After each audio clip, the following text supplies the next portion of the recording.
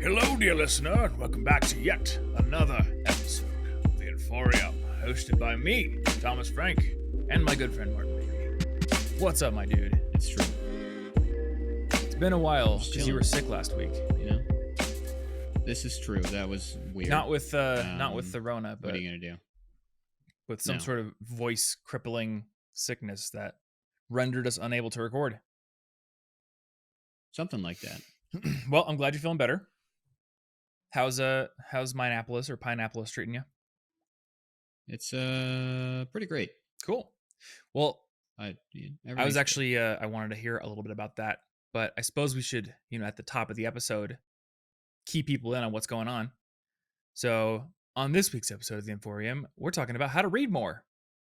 Because, well, you truck through books like tomorrow is not coming, almost always.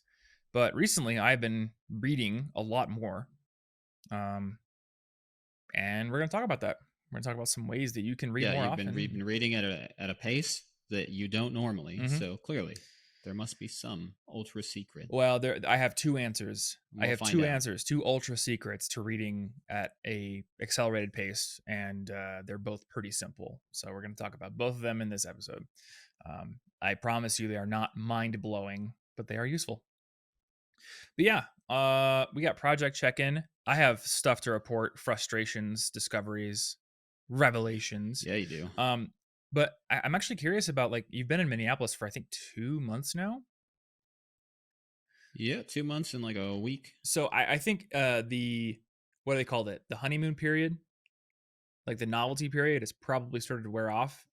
Is there an established average for what people would expect that would take? Well, I don't know if there's an average. And I mean, I guess I feel like I'm here now. I don't feel like it doesn't feel like vacation. Let me put it this way. You have been fully moved in. I think you told me you were like fully moved in and unpacked more than 3 weeks ago. Yeah, I have like an established life. It doesn't feel at all like I'm out of town or something. Yeah. So far, how does this compare to Denver? I am much happier here by default, like 80% happier as an average. And I also have not nearly as frequently hit the same mood lows that I was very frequently hitting in Denver. And I don't know if you remember, but look at this hand. Do you see that? It doesn't look like it's cracking and peeling. Dying. You don't look like the colossal titan on your hand. It is suddenly healthy. For no reason. I have changed nothing. For absolutely no reason other than you moved to a place with I'm just better. 10 or 20% more humidity. Well, and I was drinking so much water in Denver, it never added up. It never mattered. My skin doesn't like it there. So I'm feeling good. I'm automatically happier. I walk outside and it's been hot the last couple of days. It's like summer temperatures now. So it's humid and hot. I still love it. What about no part of me is mad. Has there been any change in like the OCD symptoms? I would say that I'm somewhat better at some of those. A lot of that's going to take a while because the problem is they become habits. Yeah, that's true. And then the habits it's hard to find a stopping point in the loop. Well, I'm glad that this place is at least making you happier. I don't know, maybe there's some merit to I am getting better in small ways. That either elevation or humidity has a big effect on certain people's moods. Yeah, I just have like the natural urge to be outside all the time now, and I'm doing a lot more. I have a lot more projects going on. It's working. I've had a few times where I miss Denver, but I just want to like go to Broadway. Oh yeah, and hey, you can just come visit if you want to come and not miss Denver. That's pretty easy. Yeah, and I should be fully vaccinated sometime within the next month, so that'll be cool. I am officially fully vaccinated as of this moment. If you want to get real technical about it, it will be 3 p.m. today when I'm fully vaccinated, because I think it's 2 weeks. It actually follows that exact law. It has to look at the clock. Like the vaccine, I've seen Osmosis Jones, so I assume it's like the big pill guy that has the Mega Man arm cannon. He's in my blood, and he's got a watch, and he's like 2 full weeks. He's waiting for the after time. you got the second shot. That's when I'm going to start working. I will not lift a finger until then, and I don't even have fingers because I'm a vaccine molecule. Yeah. So anyway, yeah, later this afternoon will be 2 full weeks since I got my second shot. So I think that labels me fully vaccinated. So I can Nice. open up my, free roadside kissing booth again. Anyway, Yeah. uh, I have had an interesting last couple of weeks because I've been working on this full Notion template for YouTube creators, for bloggers and podcasters, like basically taking the system that we use and turning it into a template. And the process of building that was fun. I built in a whole bunch of new stuff that we don't even have. So I'm now excited to build it into our system. I've got like an interconnected SEO research database so we can like target keywords and add research articles to a specific keyword. And then if we're like going to do a blog post or an article or a YouTube video about that, like all the research will pour it into the actual video project in Notion. It's dope. And then I spent 3 days trying to figure out how the heck I sell stuff online without breaking the law. Because I don't know if people know this, but when you sell stuff on the internet, you have to collect sales tax and you have to collect It's this true. European value added tax, like the VAT tax. And then, I looked at the feature sets and the help docs for a ton of different checkout apps and in online sales apps and stuff. Most of them are basically like hand wringing about it. There was one, their help docs literally say, if you don't live in the EU, you don't have to worry about VAT, which is not true. Every other source I've looked at it basically disconfirms that. But what if you don't double check and no one catches you? So Then this you is don't have to what worry I'm about it. thinking. Like all these people that are selling stuff online, I'm thinking a lot of them just don't know. But I do know. And the problem is figuring out how the heck to be compliant with all of it. So boy, like I've gone almost 11 years running an internet-based business where I have never actually sold anything myself. So I've been insulated from Yeah. this side of the problem. And now that I'm getting into it, I'm realizing just how complicated it is. Like, uh, if you want to use a lot of these platforms, they basically say like, we don't file taxes for you. We don't do anything. Talk to an accountant. We can't really tell you much.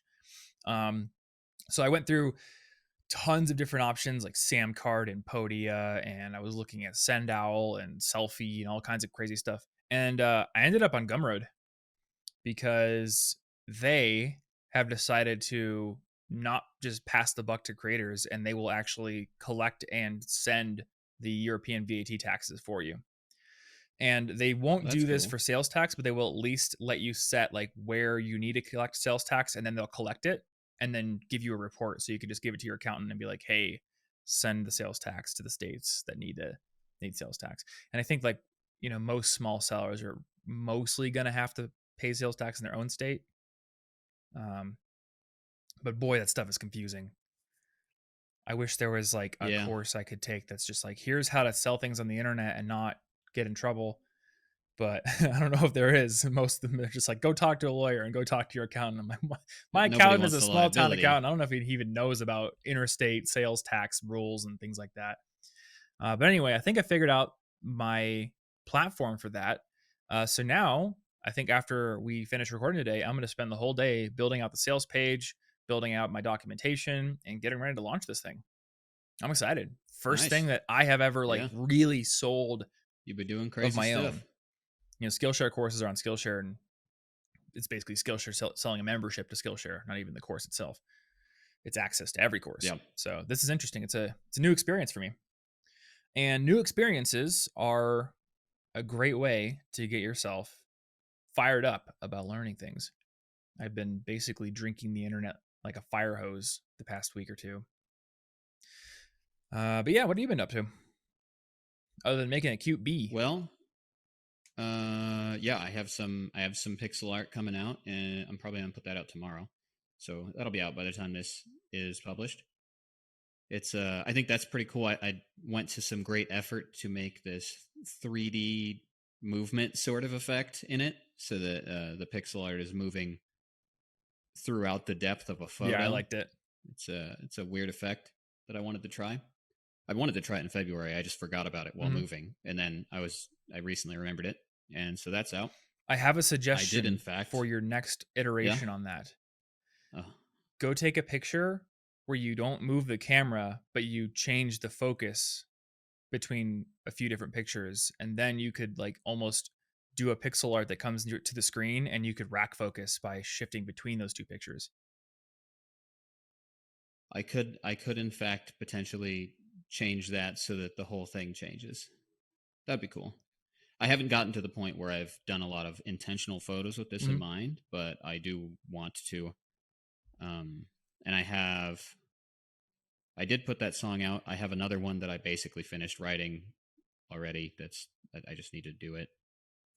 And yeah, lots of pixels and music Well, this is dope sort of because I stuff. mean, you always talked about wanting to do a lot of this in Denver, and you did some of it, but it seems like the pace has just really picked up for you.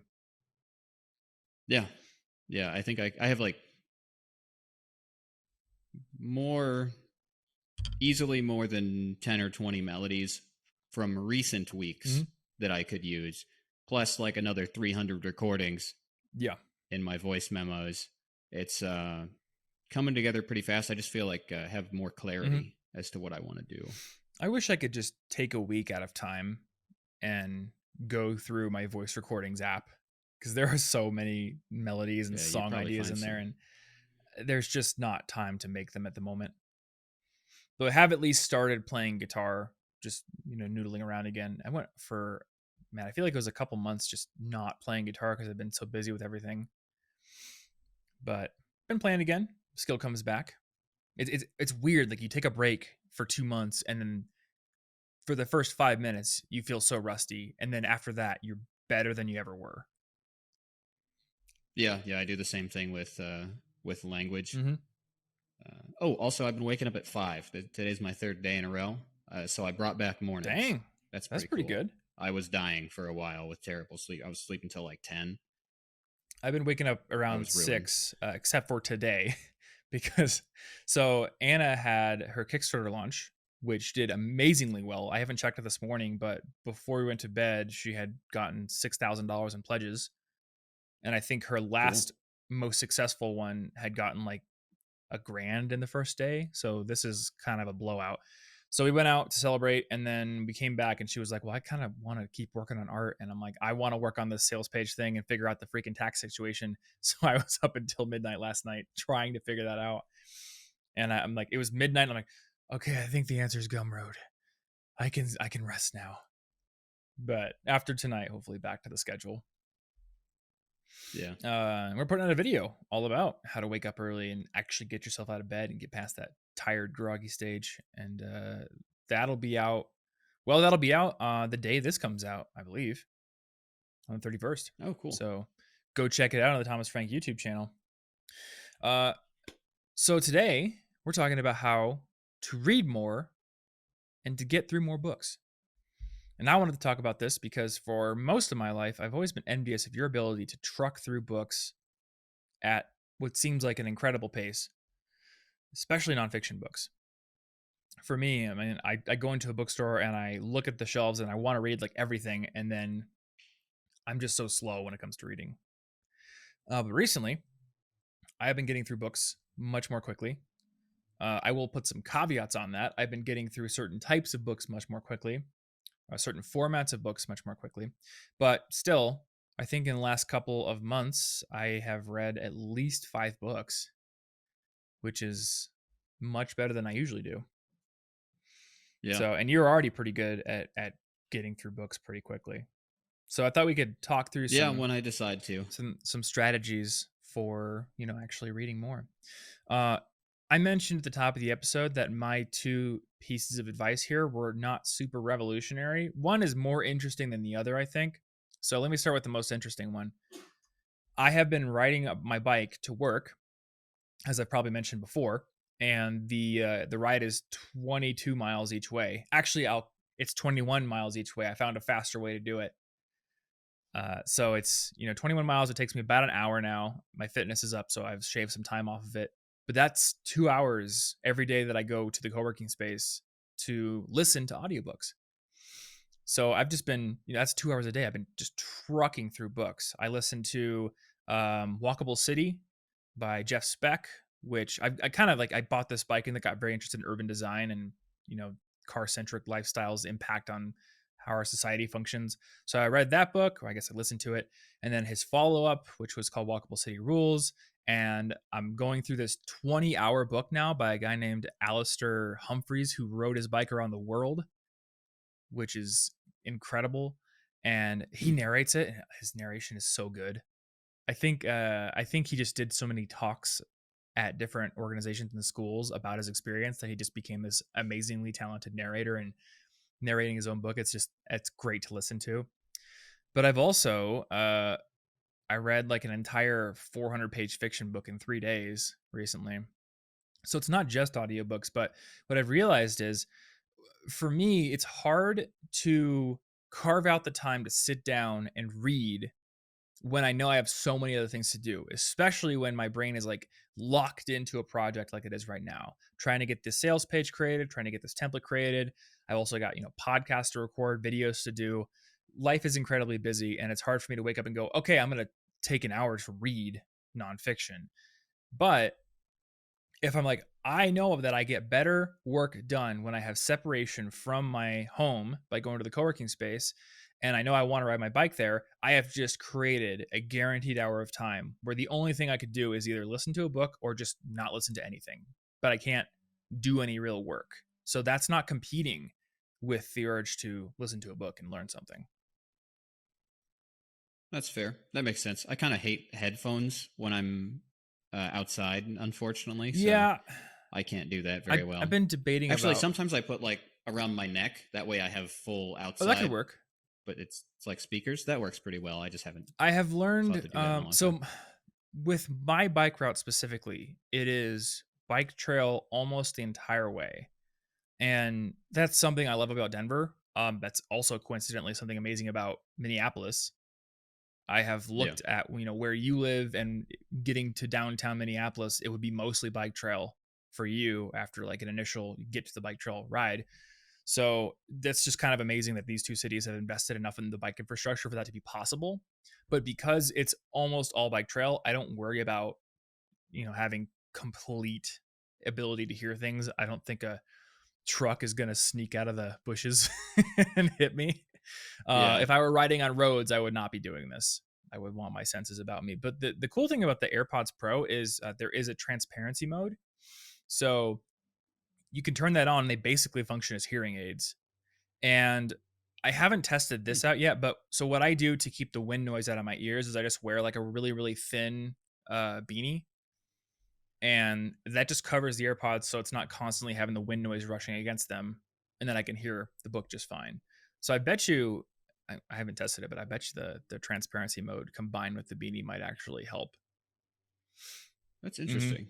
I've never tried the AirPods. I don't. I much prefer over the ear headphones. I don't like sticking stuff in my ears. Yeah, when I first got the AirPods Pro, I had to get used to them because the original AirPods were just they were just like those, the normal Apple earbuds. They didn't seal; they just sort of sat there. And then the Pros actually seal, so it was a bit of a adjustment period to get used to them. But now, like, I don't know, I wear them so much, I'm totally fine with Hmm. them. I still prefer over the Cool. ears, but I don't really want to be like riding my bike with my Bose headphones on. Oh yeah, yeah. Especially if you got like these got noise. The noise canceling would definitely be a bad idea of them outside, which is why I used to just have them around my Yep. neck. Yeah, so I'm still trying to figure out what's the most optimal situation with the beanie because like it does mean that my hair is covered while I'm riding 20 miles in summer heat, which can become a sweaty proposition. So I don't know. I tried buying like a Nike headband to just try to cover the AirPods, but it was so tight. So I think I need to find like one that's not as tight. I don't know. You just wear like some sort of thin pair of earmuffs. It'll be There we go. weird, but Or I don't know. Maybe I can find some kind of headphones that don't get affected by the wind noise quite as much. If anyone's listening to this and knows of anti wind noise headphones, then let me know because I would love to solve this problem in a way that doesn't require me to wear a beanie in the summer while riding. yeah, But besides that, it's been uh it's been pretty good. It's been trucking through. In fact, I went and I just bought the 24 credit per year pack on Audible because I've been going through books nice. so fast. I did purposely pick that Around the World by Bicycle book because it was 20 hours. And I'm like, all right, this one will actually give me, some substantial listening time before I get through it and have to listen to something else. But yeah, I mean, there are some drawbacks to this method. Um, I can't really take notes, so I don't tend to choose books where my purpose would be to study them. Um, but honestly, like right now, I'm in a period where the deliberate learning I'm trying to do doesn't tend to come from a book anyway. Like I'm trying to teach myself how to launch my own product, run the sales funnel, run the customer support, all that stuff, and that is literally all doing and reading support articles and basically like actively learning while trying to build the thing. So that's kind of like where all of my learning energy goes in the day. And so I'm perfectly happy just listening to either, well, for the audiobooks, it's always nonfiction. Listening to stuff where I'm learning stuff, but it's not like I need to take meticulous notes. Yeah. Yeah. So I'll get to my second one after we talk a little bit about your methods, because I know that you don't listen to audiobooks, but you still seem to get through books pretty quickly. Yeah. Um, I am technically. I started listening to one audiobook just the other day, but it's very specific. It's the Anthropocene Reviewed book from John Green. So it's essentially an expanded version of the podcast series, which means I'm okay listening to that one. It makes Does sense. he narrate it? But yeah, yeah. Otherwise, I probably wouldn't Is listen to it. in Anthropocene Um, Reviewed, was that him and his wife, or was it him and Hank? that's Oh, it's just just him. him. Okay. Speaking about basically giving reviews out of 5 stars to random things that are parts of human Gotcha. life. It's but it also, he loops it in through a bunch of history and personal story and finds meaning in random and somewhat normal Hmm. things. But Like what? Like I stubbing your liked toe? that. Well, one was about he was rating a song. I don't remember the title of one. He's rating Canada geese, the concept of the species, out of 5 stars. Did they get One, five it's just stars? like Because I don't think they should. no, I don't think they did. Yeah, I think one is about Kentucky Okay. bluegrass, like The music? there's I think the species Mm. of actual grass being used in suburban lawns. I've heard it's a lot Um, hardier. I mean, it must be, but it's also taken all of our cool lawn diversity from us, So there's depth to the reviews, but I like that. Other than that, I actually kind of hate audiobooks Really? personally. I don't like it. I don't like it at Huh. all. Sounds like we For the have same some. reason I don't like video, because I kind of hate video personally. It's hard to get me to watch a movie even if I know I'm going to love it. I don't like being piloted through information at someone else's speed and Mm, being spoon fed the information. Like I want to do it myself. that's an interesting distinction between media. Because in video games and in books, you are the pilot, but Both of which I in love. audiobooks and movies, and I guess music would also count here, you're not the pilot. You're just being Yeah, taken along for and the like, ride. and I say spoon fed, and I don't mean that in a bad Hmm. way, but I don't like going at somebody else's speed. Yeah. I don't like having to just sit there and just focus on somebody else's voice or a movie for knowing the movie is going to be hours long. Whereas when it's a book, I can slow down at literally any point. I can stop. I can ponder a sentence. I can read 1,000 times faster. Not actually 1,000 times. I can read probably 3 times faster Hmm. max than an audiobook is going to record. I read some books over 400 words a minute, and that's just not going to happen on an audiobook unless I play it at an absurd speed I don't understand Yeah, it's anymore. not going to work. I think like science has Um, established 450 is kind of like the upper limit for actual comprehension of really skilled readers and audio. Even yeah, if and I was you, probably closer to like 410 at my max read book. yeah, and I So think it's like I think audiobooks, I had read one time that the average word per minute was around 115, and a lot of narrators go slow. I noticed this when I was recording my own audiobook, that I talk much faster in podcasts and YouTube videos, and the recording engineer was like, you got to go slow for audiobooks. So even if you double the speed, You're getting what, 230? Yeah. See, like it feels to me like and also audiobooks are really good for multitasking situations like you just Mhm. described a commute. But honestly, when I'm driving places, I don't even always listen to music.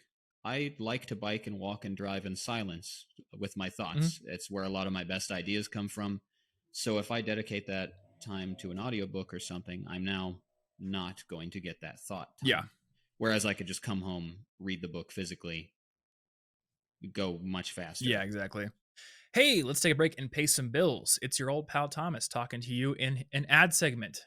I really like how the Adventure Zone does these, except for it makes sense when they do it because they're breaking character from a fictional world for the host to talk to you directly. It doesn't make sense here because I was already talking to you kind of directly in the original segment of this podcast. But without further ado, this episode is sponsored by our friends over at CuriosityStream, along with Nebula, which is a platform that I and many other great educational creators own and have built for you. On Nebula, you can get ad free versions of, guess what, this podcast, along with all of my YouTube videos. And with my YouTube content in particular, I'm also adding bonus sections at the end of every new video. These are called Nebula Plus sections. There were I can add additional research, additional points that didn't fit into the YouTube cut. So if you want additional content and no ads, and to support what we're doing with our whole educational content empire building here, Nebula is the place to do it. And guess what? Nebula comes bundled with CuriosityStream, which, as you may have heard, is the best source of high quality documentaries on the internet. If you want to learn about science,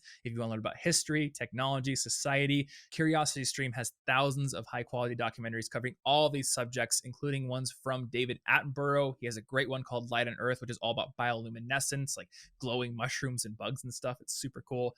There's a documentary from Nick Offerman, who I actually have a painting of above my fireplace. He is my home's patron saint. So I always got to talk about Nick Offerman's documentary, The History of the Home. And there are many other amazing documentaries on the service. And here is the best part.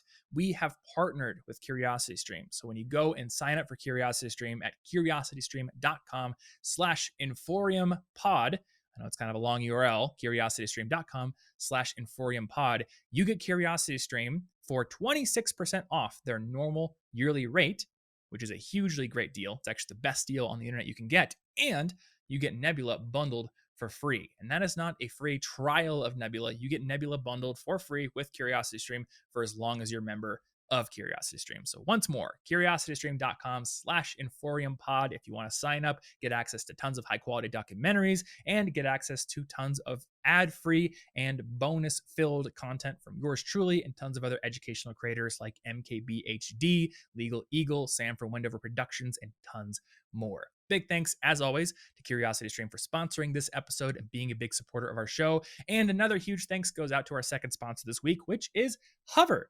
You've probably heard me talk about this before, but Hover, as you might know, is the best place on the internet to get your hands on a domain name. In fact, I just went on Hover the other day and bought myself a brand new domain, creatorscompanion.com. Since Creators Companion is the Notion template that I'm launching, I wanted to have that domain name, and it was super easy to go over to Hover and register it in about 30 seconds. That is because, unlike a lot of other domain registrars out there, Hover makes the process incredibly pain free and frictionless. They don't have a whole lot of upsells, a bunch of pop ups. You just go in, you type in the domain you want, and you can buy it almost instantly. And regardless of what domain you want, they probably are going to be able to give you some version of it because they have over 400 different domain extensions. You've got your .coms, you've got your .me's, but you also have .limo and .ninja and .lol. I have thomas.lol. I bought that on Hover because I wanted it and now I own it. It's a pretty sweet domain. So if you're trying to build a professional web presence for yourself, like a personal website with a portfolio you can show to employers or put on social media profiles,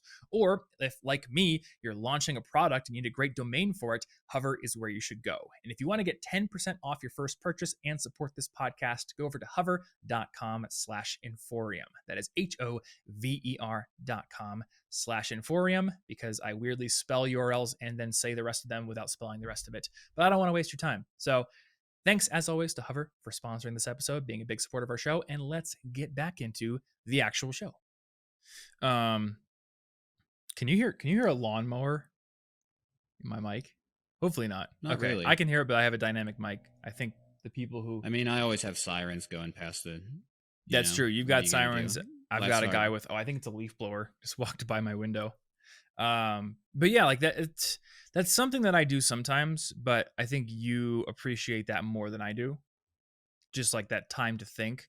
Though I have noticed, getting into this project of trying to launch my own product, now there have been a couple of times where I'm riding the bike and I'm like, my thoughts are going way too fast for me to even care about an audiobook right now. So I did just ride in silence, or I'll put music on because I can think to music easily fine. Easily fine. That's a Yeah. phrase. Well, and obviously, like, I have OCD. There are reasons I might constantly be trapped in my thoughts and unable to focus on other Yeah. media.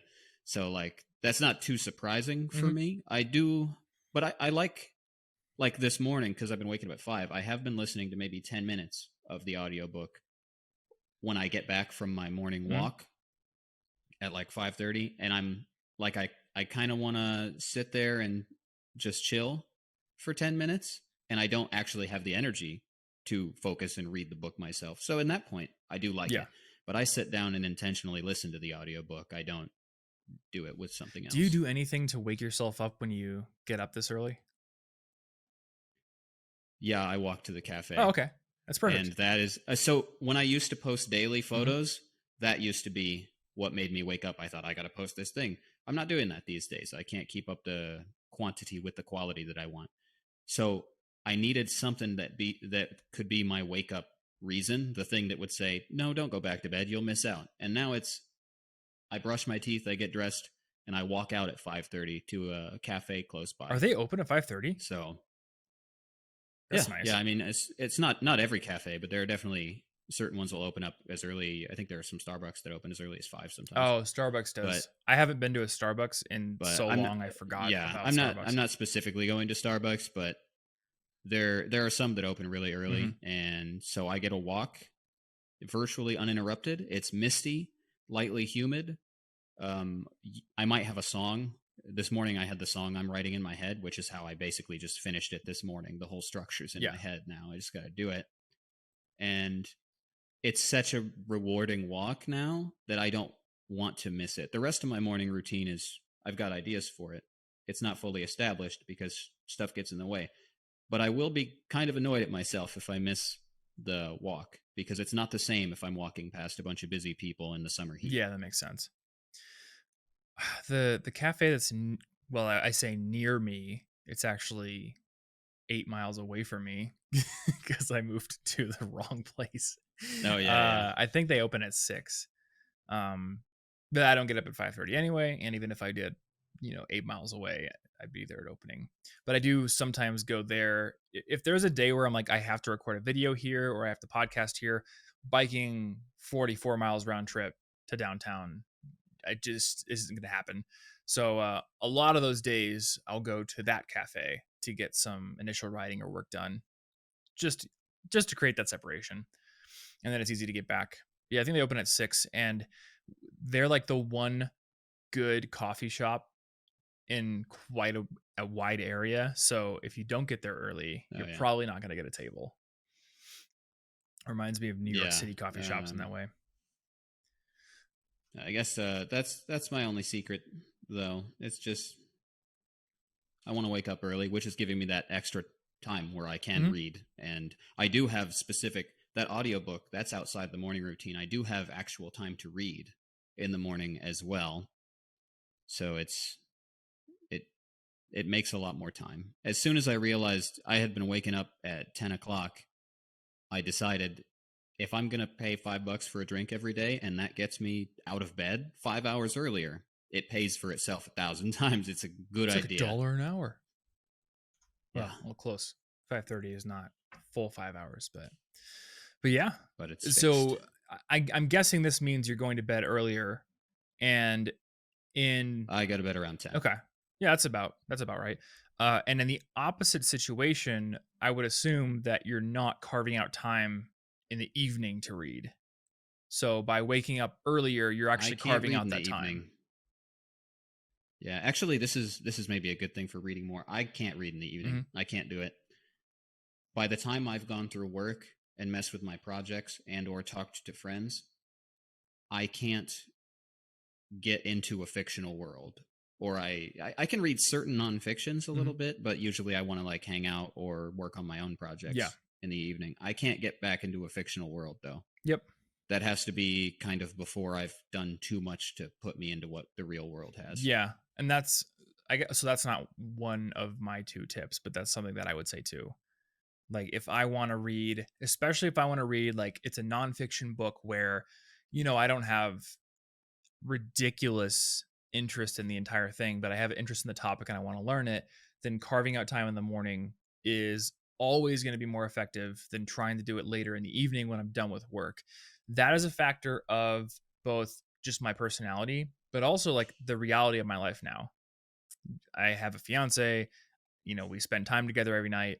I don't typically have time to read in the evenings by myself unless I'm going to be like actively not hanging out with her. But she naturally sleeps later than me. So if I get up early, then I can just read and I can do my stuff and then I can go to work. And when work is done, I just have the evening to relax. Yeah, yeah. And if you get busy during work or something, at least in my experience, when I start getting overwhelmed and stressed by all the tasks, reading is going to be cut. Yep. It's going to be cut every time. The only way that I can actually get myself to prioritize it is if I haven't yet really entered anything important for the day that might say, no, Martin, you don't have time. I have plenty of time. I just woke up at 5. Yeah. Like, otherwise, it will get cut every day as I naturally put too much on my task list, and Hmm. feel rushed, even if it's not true. Yeah. And I guess let's lay the groundwork for enabling this. And apologies to anybody who watched the video on my YouTube channel today, because this is basically what we're covering in that YouTube video. You mentioned the first part, which was having a reason to get up for you going to the cafe. If you have a reason, something like you're looking forward to get up in the morning, and if it's tied to waking up early, then it's just much easier to get out of bed. And so for me, it's that bike ride. I'm like, cool, I really want to be downtown before like 9:30 or 10. And if it's an hour-long ride and I've got to get ready and I've got to take the bike to the bike garage and all that kind of stuff, like I have to leave pretty early.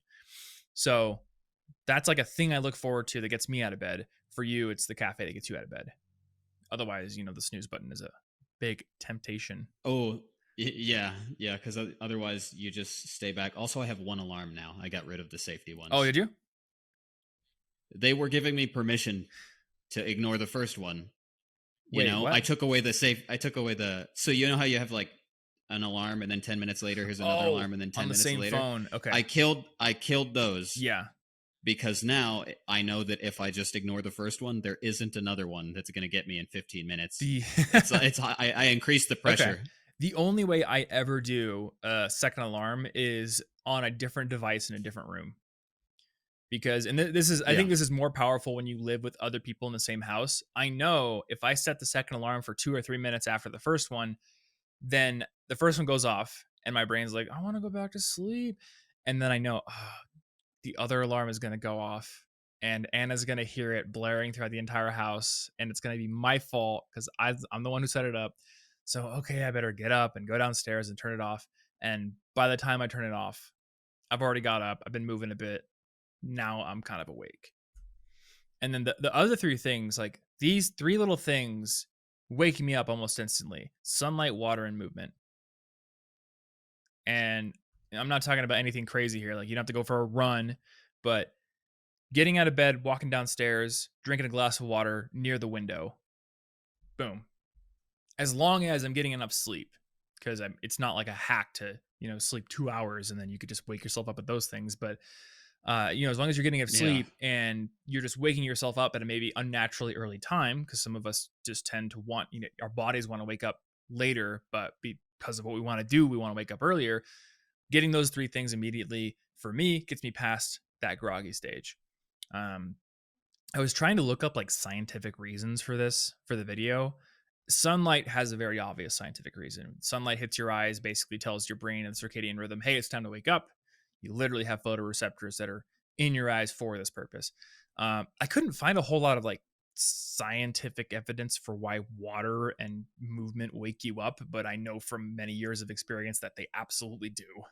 So wake up, get out of bed, go downstairs, get a glass of water, be near the window. Unfortunately, in the winter, you have less of the sunlight, which may be the most That important is one. true. But so I was doing some research for the video on this, and I'm not sure how conclusive it is. I'm worried about the evidence I've seen because it is tied to a company that has a financial stake in this. But there's this company called, I think it's BIOS, and it's an ex NASA guy who is making these light bulbs that apparently cover the part of the color spectrum that actually triggers your circadian rhythm to tell you to wake up. And most indoor lighting apparently does not cover this part of the spectrum. Uh, and naturally, sunlight does. So there may be something to having a certain type of light bulb, maybe in the winter months where you're trying to get up and it's still dark. I'm not sure. I don't know how much I want to test this because they do sell light bulbs that apparently do this. Then they're not super expensive, um, but they can't be changed, so they would just always be like that. And I don't know if that would be great for night. They also sell this table Yeah, I don't lamp know. that apparently cycles through the different types of circadian effective lighting throughout the day. So in the morning, it has that wake up color spectrum. In the evening, it kind of gets rid of it. But it's $500. No, it's $600. And I don't want to spend that much money on a table lamp. So, That's like a PS5. well, PS5s are impossible to buy anyway. So I don't know if that's a good comparison. They are impossible. They were on Amazon. I was 3 minutes past when it happened. Mm, I even hit the purchase button. Page was broken. It was already yep. done. It was done, You just in you're never gonna seconds. beat these people But I who. refuse to pay a scalper. They're not adding enough value. No, That's no. that's dumb. They're charging like double the price. I'm not going to pay a scalper as much as I want to pay Sony. Is there even a Ridiculous. game that you like really want to play? Miles Morales, maybe? No, my motivation is primarily that it's way faster than the PS4, Oh, for load times? and I haven't hooked up the PS4 yet. So if I could conveniently get one, it would be nice. There are a couple of games I do want to play, but it's just 1,000 times faster for all the other games that I want to play. Is it backwards compatible with the PS4, or are you just talking about re-releases? Yeah, Oh, it is. Okay, interesting. yeah. I'm not trying super hard now because I don't play a ton of games, but it's much faster. And also, Chicory is coming out soon, and I got the PS5 version, assuming I would have one Gotcha. by this point. But yeah, it's impossible to get. I basically just play games So on the Switch. That's it. I did. I generally just play the Switch games, Boy, but I didn't play a video game for like 2 months. I want to play Chicory when it comes out. I'll just buy it on PS4 if I have to and have two There you go. copies. I didn't play games for 2 months. I don't know why. I just was doing other things. And then we were at GameStop for some reason. I think Anna wanted to pick something up. And then I saw Ori and the Will of the Wisps on the shelf. And I'm like, I'm going to buy that. And started playing it and then beat it in a day. Yeah, you've really been getting through a lot of media at speeds that are uncommon for you. Yeah, I think it was. Well, I mean, I guess I'll just move into the second point here. It was, picking something that I had an interest in and then allowing myself to be drawn in. And if not, just not doing it.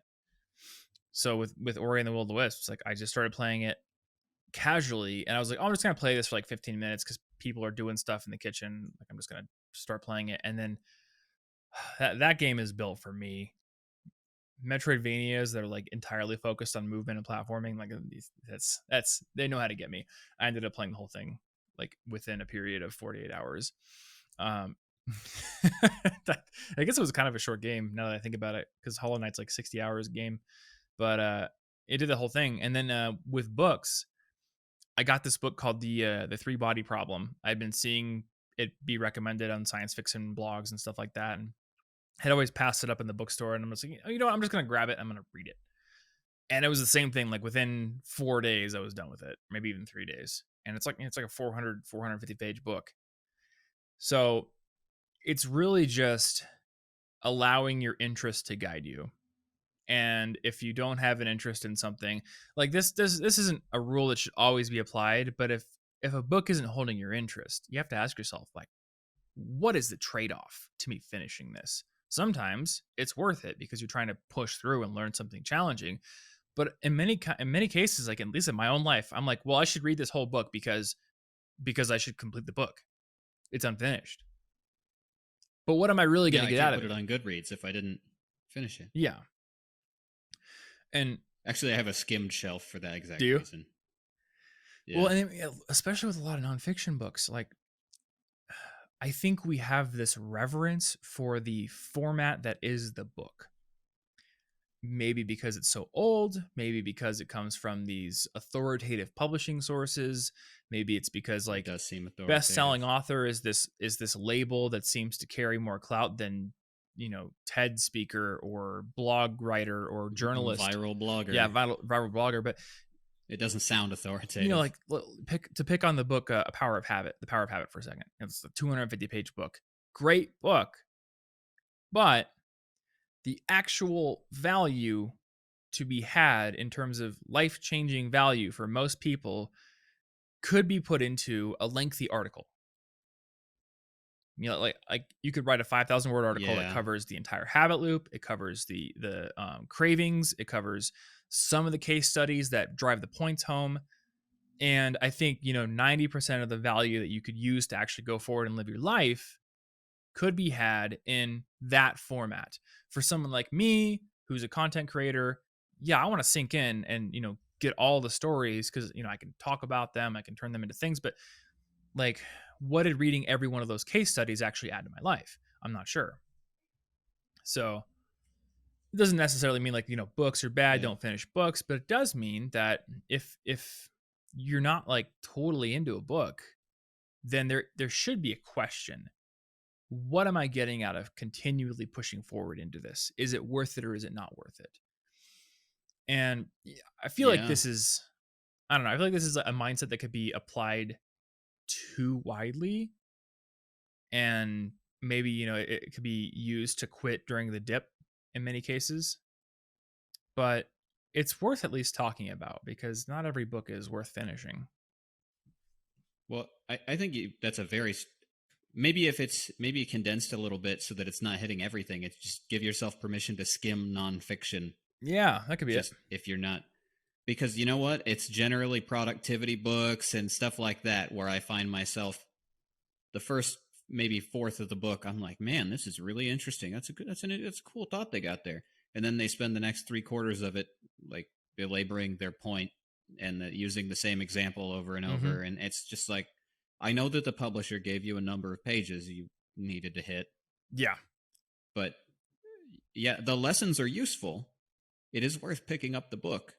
But once you've gotten the lesson, those extra stories and stuff they throw in there, if they don't speak to you, then they're not adding anything. There was something that I noticed when we were reading Thinking in Bets.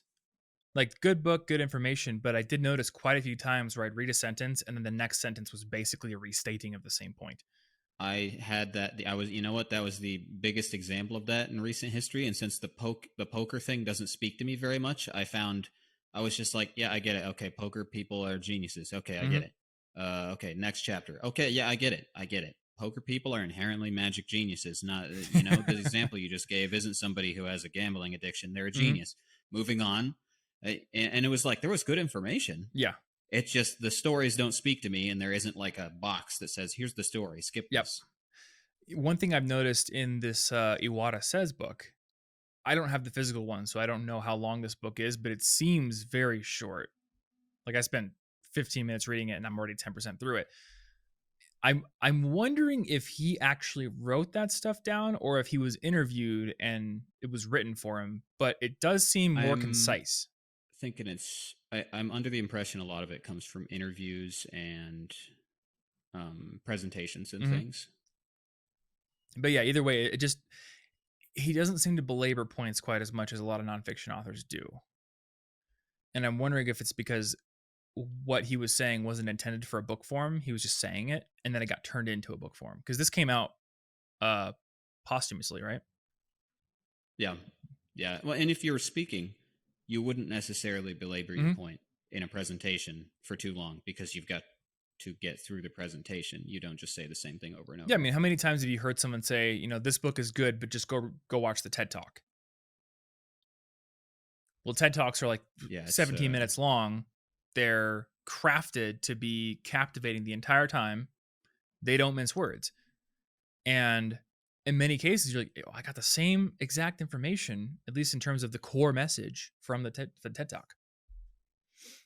So maybe the the true thing is instead of how to read more, it's how to decide what to read and what to go Yeah, and consume then elsewhere. like because you know we've had questions in the past where people think, "What's the point of even reading fiction? Hmm. Well, What's the point that doesn't I benefit wanted me?" to get to fiction too, because fiction, at least good fiction, is an area where you don't see a whole lot of belaboring the point. Not in ways that you're not intended to enjoy, I suppose. I would say Tolkien has belabored a few points, but like that's part of why you read that book. I don't think Tolkien is belaboring the point to pad out a book. I think he's belaboring a point No, because he wants no, to make he's this just incredibly detailed universe and basically yeah. live in it in his head. But that's just like up to whether you like that I style. remember reading or trying to read the first Lord of the Rings when I was in high school, and I'm like, why is he spending like 10 pages talking about Hobbit pipe tobacco? It's a very important plant. I guess so. But yeah, like I was reading Three Body Problem, it's detailed, and part of why I like the book is because it goes into these really interesting concepts, fictional concepts, but around physics and fundamental universal forces and things like that.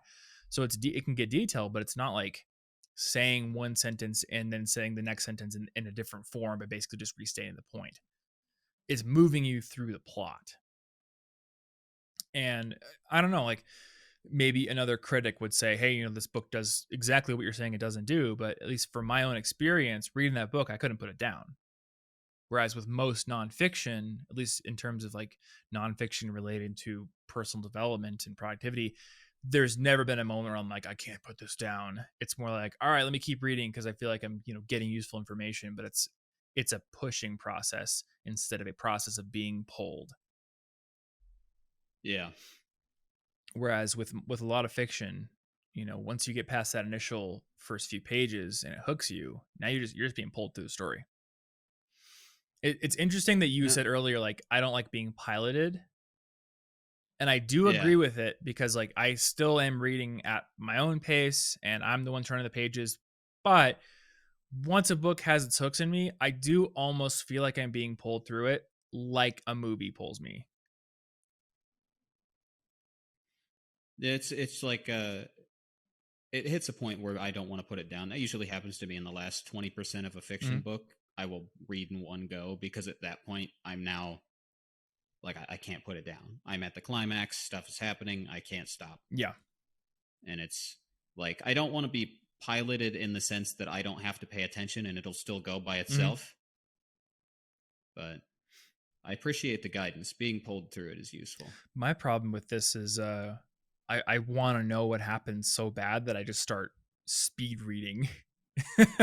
And I don't feel like I'm losing too much, but I'm just racing through because I'm like, I need to know what happens.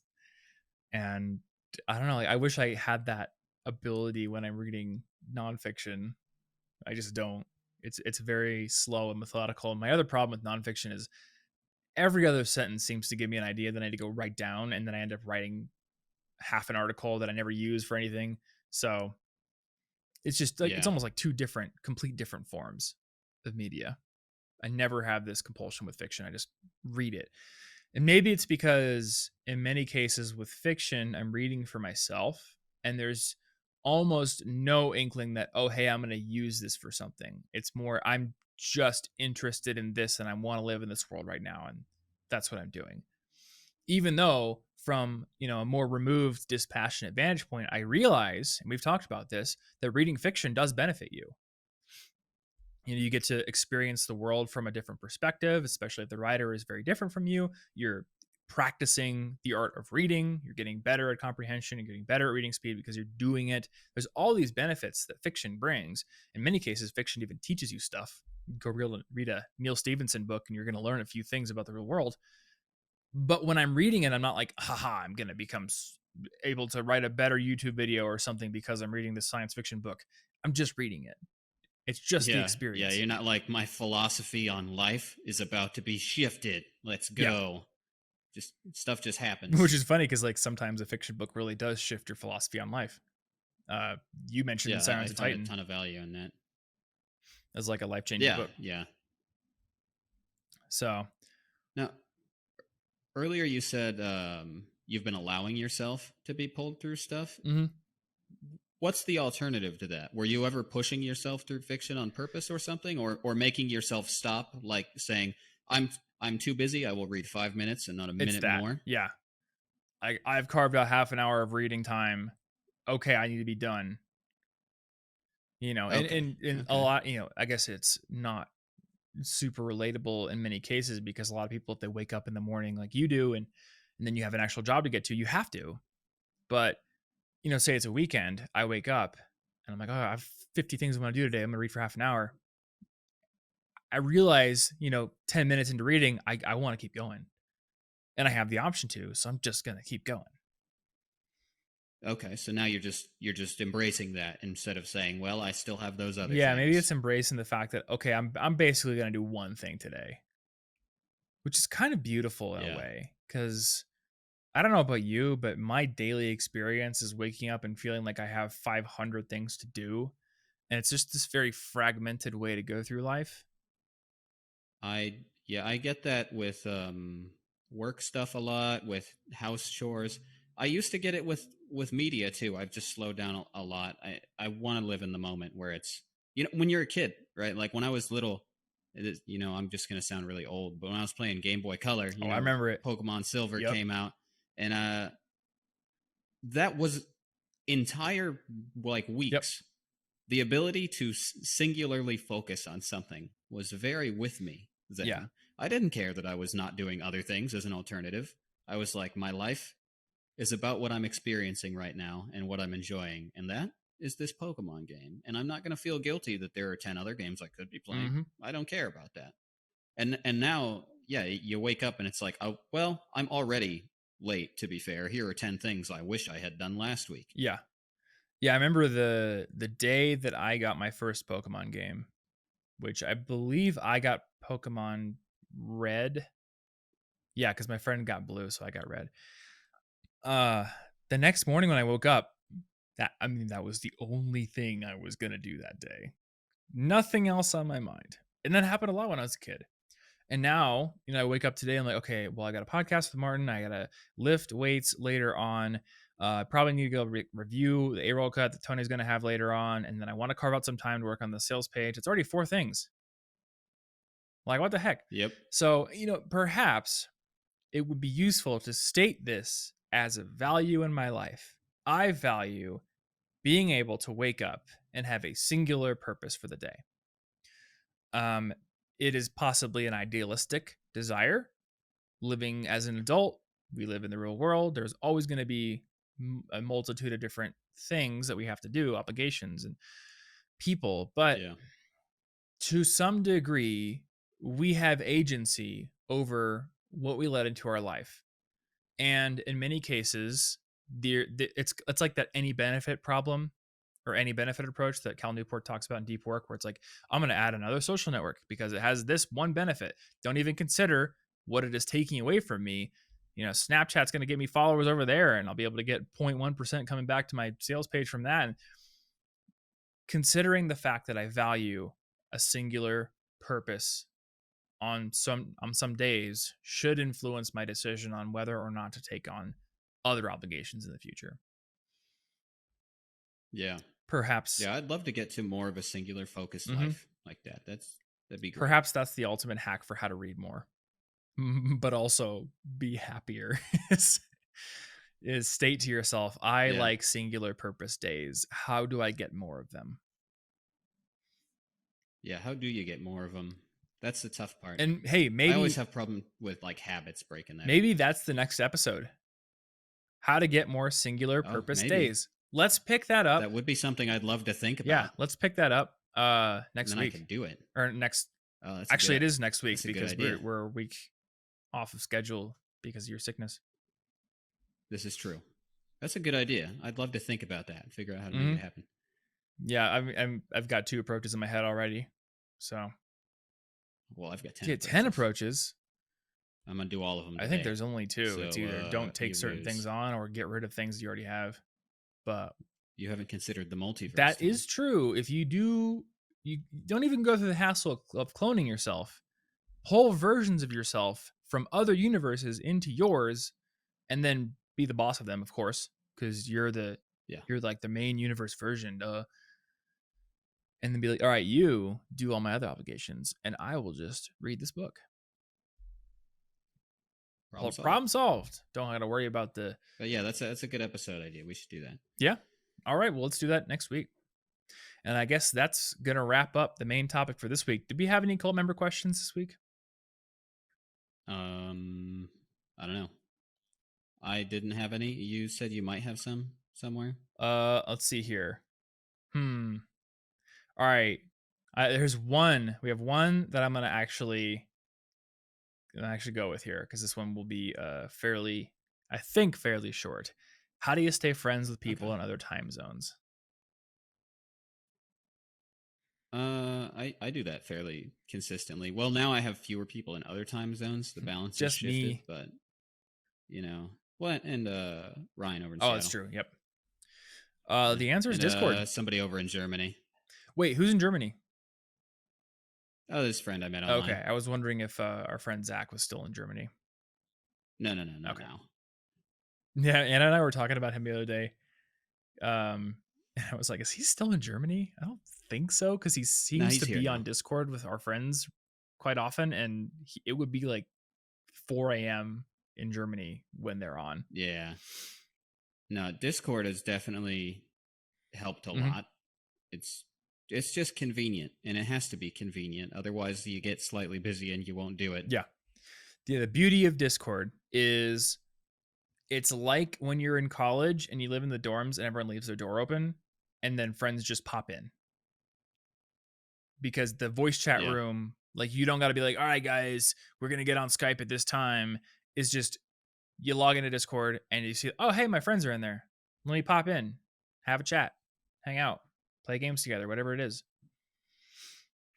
Yeah. That's a good way to do it. I don't know. You could do chess by mail, but You could do see, that. like, ever since the pandemic started and everyone went inside, Discord has been like the thing. It's amazing.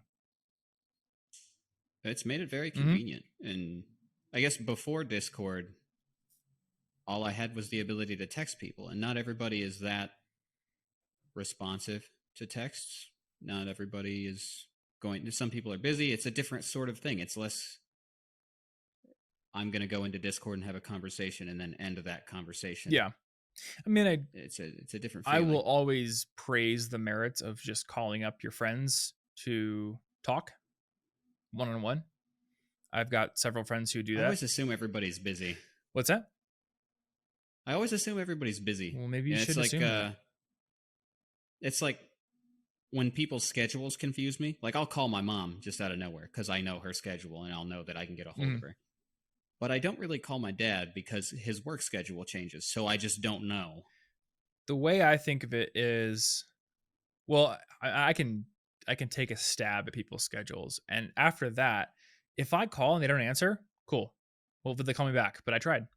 I don't see it as like, well, if they don't answer, it's a failure or something bad happened. I'm just like, whatever, but I'm going to try to call, you know? That's probably fair. I mean, I guess the worst that happens is that they see that you called them while they were busy and now they hate you and they don't want to be your friend anymore and they block I don't you know if I want to on be TikTok. friends with people who would jump to that immediate conclusion. Oh, they didn't perfectly Well, that's predict when good. I'd be That's free. good because they're not your friend anymore. So problem solved. She's either gonna block me on TikTok. Yeah, they're gonna block you on TikTok because you call and they were busy one I time. just got tick blocked. Yeah. Watch out. So yeah, I don't know. There's a Yeah, I guess combination there. calling's probably fine. If you're in different You time millennial. zones, you're separated by lots of distance, which means you have to use various telecom technologies to stay in touch, unless you want to use snail mail, I guess, or psychic connections for those of you who exist on a metaphysical plane. In which case, while you're listening to this podcast, there's probably like interesting ones from other dimensions you could listen to. So, between those two, I think calling up friends randomly is great because you're making the effort to do it and you're talking one-on-one with somebody. But also things like Discord are great because it's so easy for friends to just like have like a watering hole, basically, to pop in. It's Yeah. casual. Yeah, You it's don't got to that. plan it. And one thing I've realized that, as I've grown up is planning things gets really hard because every time you try to plan something and you're like, hey, y'all want to do this on Saturday at 3 o'clock? Like most of them, like, oh, I'm already busy. I got to get a manicure for my dog or something like that. But if it's just like, all right, I'm going to be in here at 8 p.m., show up if you want to. Some people show up. And because it's not like a specifically planned thing, people don't even feel left out. Yeah, and it's not even Mm-hmm. stressful. Like even if I have a bunch of friend plans that I want to do, if there are too many of them in the week, I start to feel overwhelmed. Like there's no flexibility Yeah. anymore. I'm booked. It's way different even if I ironically go hang out with them anyway every day. That feels way better than knowing every day has already been scheduled. Mm-hmm. Exactly. So hopefully that covers your question, fellow cult member. And hopefully those freshly pressed robes with their spiffy looking hood make their way to you in the mail. Yeah, a lavender And scent lavender scent should be there. The U.S. That Postal only Service lasts for the keeps first seizing couple our hooded washing. robes in the mail, not because they're contraband, because they're just so comfortable. They just love them that much. So sorry if it doesn't make it to you. We've had a lot of problems with postal workers just appropriating the robes for themselves. So it may be to the point where no cult members actually have gotten their robes, but it's out of our hands. Very possibly. Totally out of our hands. I've only just been made aware of this problem, but I don't know what I can do about it. We're facing the machinery of the U.S. government. I'm not going to try very hard. That's fair. All right. Well, that is about going to do it for this episode of the Inforium. Thanks for listening all the way here. Hopefully you found this helpful or thought-provoking in some way. If you have additional questions about this topic or anything else, become a cult member. All you got to do is leave your question in the YouTube version of this podcast or tweet it over to us, Tom Frankly on Twitter or Yo Bartholomew. Either way, I look at Twitter more than Martin, which is probably a problem for me, but it also means I probably see questions more often. I don't know.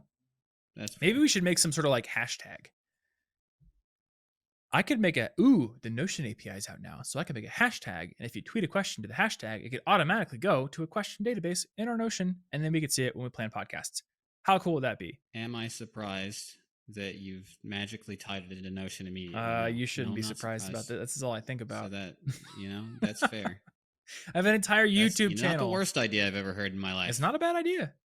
Plus, I learned that, so Twitter opened up their verification form again, where you can submit yourself for verification. I don't even know what that. Oh wait, to get the blue check mark, and for people to call you a filthy capitalist with the blue check mark. And if you say that you're an influencer, you have to provide proof of a hashtag campaign that you started. So I guess we should start Inforium Cult hashtag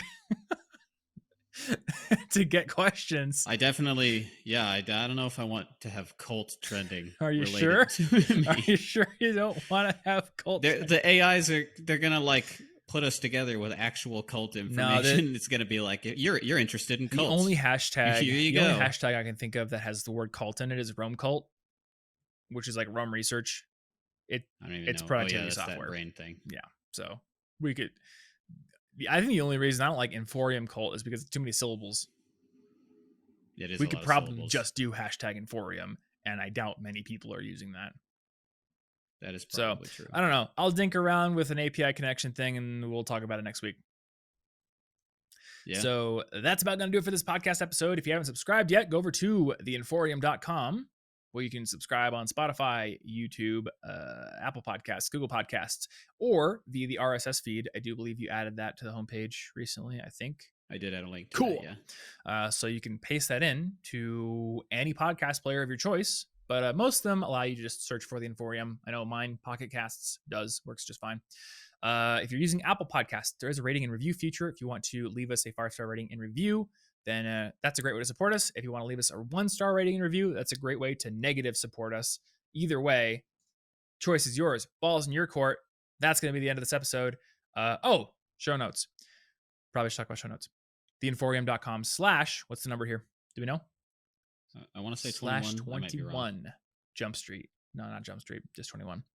So check those out if you want to see show notes. We probably talked about things that are show notey. So yeah, head over there. Otherwise, we'll see you in the next episode. Stay cute.